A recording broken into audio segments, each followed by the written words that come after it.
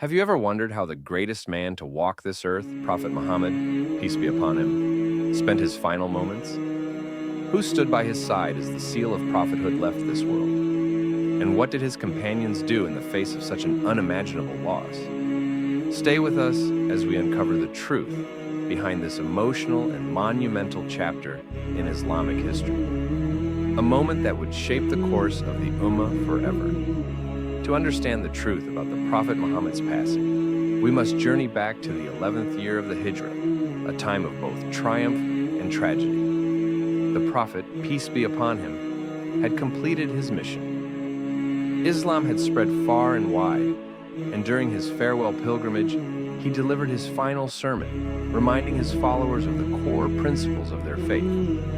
However, it was during this time that signs of his departure began to appear. It started with a subtle illness.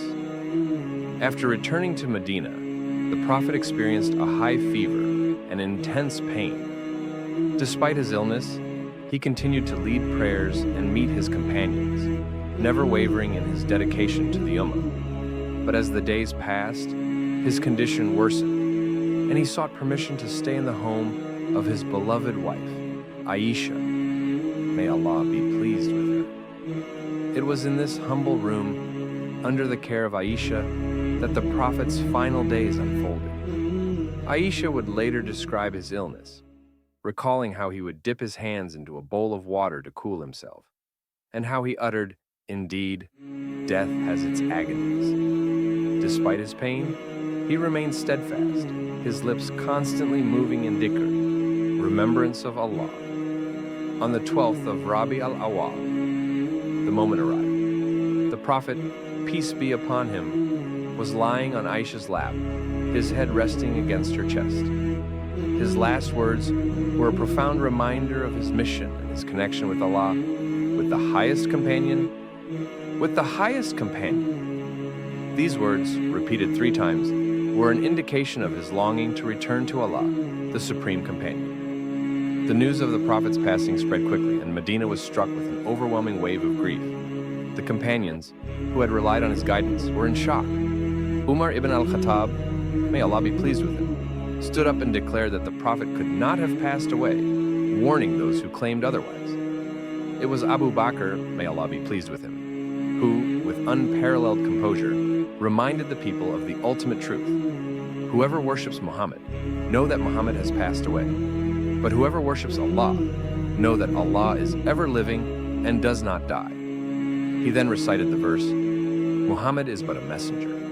Messengers have passed away before him. So, if he were to die or be killed, would you turn back on your heels? Surah Ali Imran 3:144. With the passing of the Prophet, the companions faced the monumental task of preserving the unity of the Ummah. The first decision they made was to appoint Abu Bakr as the first caliph, a testament to their commitment to the continuation of Islam's legacy. They also began the meticulous preservation of the Quran and the Prophet's Sunnah, ensuring that his message would live on for generations to come. The Prophet Muhammad, peace be upon him, was laid to rest in the very place he passed away, the chamber of Aisha. His grave became a symbol of humility and a reminder that even the greatest of mankind was a servant of Allah. The companions, though heartbroken, found solace in continuing his mission, spreading Islam's message of peace, justice, and worship of the one true God.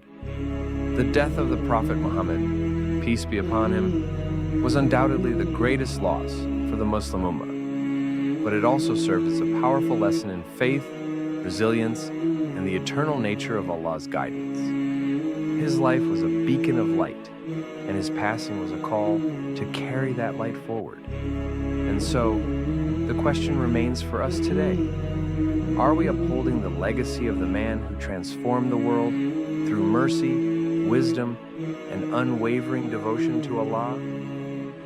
Don't forget to like, share, and subscribe for more stories that illuminate the beauty of our faith. And as always, may Allah guide us on the straight path.